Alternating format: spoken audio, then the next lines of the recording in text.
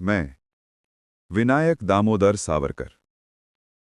लोग मुझे क्रांतिकारी कहते हैं, कुछ मुझे विवादों में खींचते हैं, लेकिन मेरी असली कहानी इन दोनों से कहीं गहरी, कहीं रहस्यमयी है।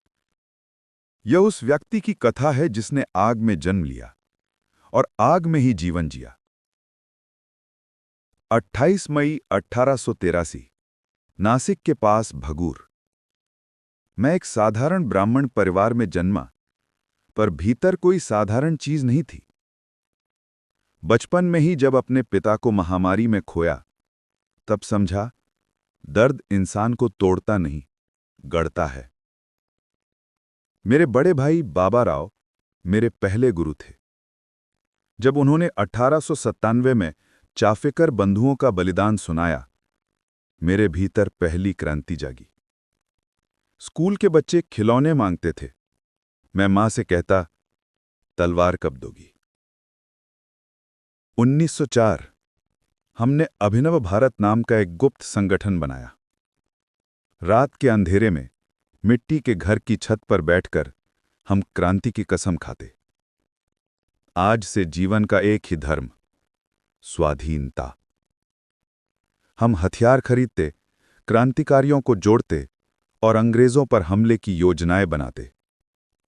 हमारे लिए ये कोई खेल नहीं, युद्ध था। पुणे में फर्ग्यूसन कॉलेज पहुंचा। सावरकर की कविताएं और भाषण कॉलेज में आग लगा देते। 1906 शिष्यवृत्ति मिली और मैं लंदन पहुंच गया।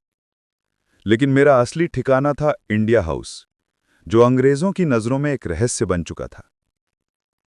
यहां मैं दिन में कानून पढ़ता, रात में क्रांति की किताबें लिखता।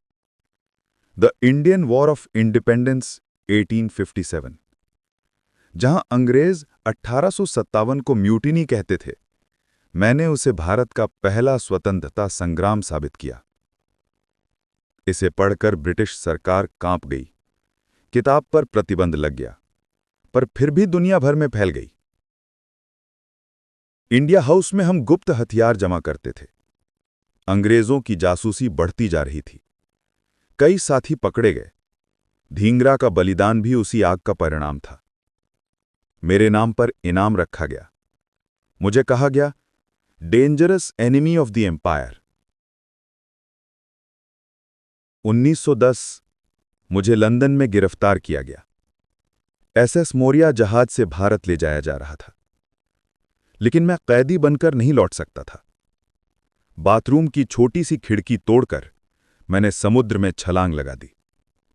हाथों में हथकड़ियां, पैरों में जंजीरें और सामने मौत का नीला अथाह पानी। फ्रांस के मर्सेल्स बंदरगाह की दीवार पकड़कर मैं बाहर आया। सांसें टूट रही थीं, पर दिल जल रहा था।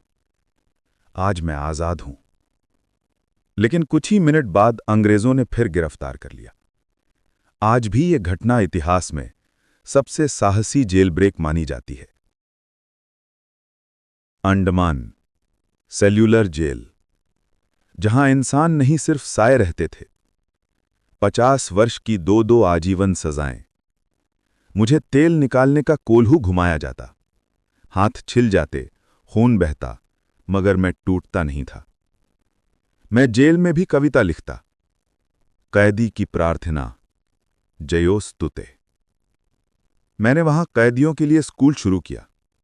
उनकी हालत सुधारी। सैनिकों तक भी मेरे विचार पहुंचने लगे, जिससे अंग्रेज घबरा गए।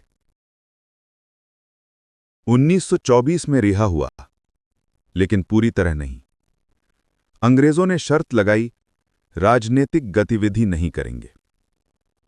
लेकिन विचारों पर कभी ताले नहीं लगते। मैंने हिंदू समाज की एकता, सुरक्षा, संस्कार, इन मुद्दों पर काम किया। हिंदू महासभा का नेतृत्व किया।